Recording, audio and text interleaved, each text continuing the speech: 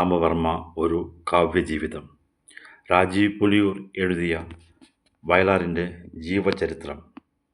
വയലാറിൻ്റെ കാവ്യജീവിതം bio fiction ശൈലിയിൽ അവതരിപ്പിക്കുന്ന ആദ്യത്തെ സമഗ്ര ജീവചരിത്രം. ഒരു കവി കൂടിയായ രാജീവ് വയലാർ എന്ന കവിയുടെ കൊതി തീരും മുമ്പേ അവസാനിച്ച ഗന്ധർവ ജീവിതകഥ കാവ്യാത്മകമായി ചൊല്ലുന്നു. ഒരു കവി എഴുതിയ കവിതയിലെ വരികളിലൂടെ സഞ്ചരിക്കുമ്പോഴാണ് അദ്ദേഹം അനുഭവിച്ച പേറ്റുനോവിന് സമാനമായ മധുര നൊമ്പരത്തിലൂടെ വായനക്കാരായ നമ്മളും കടന്നു പോകുന്നത്. ഒരു മാന്ത്രികൻ തൻ്റെ കരവിരുതിലൂടെ കാണികളെ ത്രസിപ്പിക്കുന്ന പോലെ കവി തൻ്റെ കവിതയ്ക്ക് പാത്രീഭവിക്കുന്ന എല്ലാറ്റിനെയും ഒരു ചെപ്പടി വിദ്യയിലൂടെ വായനക്കാരനിലേക്ക് സന്നിവേശിപ്പിക്കുന്നു.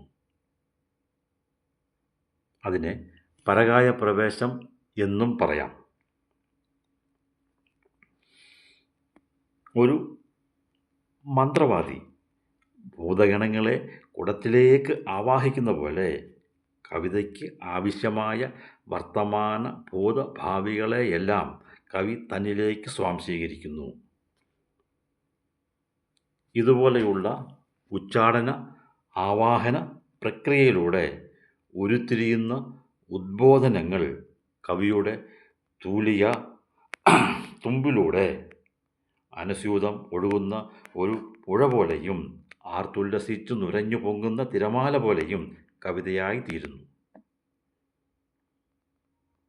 ചങ്ങമ്പുഴ കാനനച്ചോലയിൽ ആടുമേയ്ക്കാൻ നമ്മെ കൂട്ടിക്കൊണ്ടുപോയതുപോലെ രാജീവും വയലാർ രാമവർമ്മ എന്ന കാവ്യചക്രവർത്തിയുടെ ജീവിത നൗക ഒഴുകിയ പുഴകളിലൂടെയും ആ പുഴകളുടെ കൈവഴികളിലൂടെയും നമ്മെ നയിച്ചു കൊണ്ടുപോയി ഒരു ദൂരദർശന മാവേലിയിലൂടെ കാണുന്ന കാണാക്കാഴ്ചകളുടെ വർണ്ണപ്രപഞ്ചം കാട്ടിത്തരുന്നു.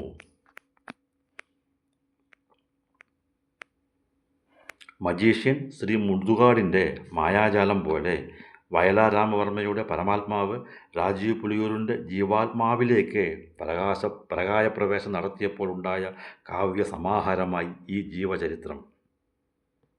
അവിസ്മരണീയമായ ചരിത്രമുഹൂർത്തങ്ങളെ കോർത്തിണക്കി പുനരാവിഷ്കരിച്ച് മലയാള ജീവചരിത്ര സാഹിത്യശാഖയ്ക്ക് ഒരു തിലകക്കുറിയായി വയലാർ രാമവർമ്മ ഒരു കാവ്യജീവിതം എന്ന ഈ കാവ്യാത്മകമായ പുസ്തകം.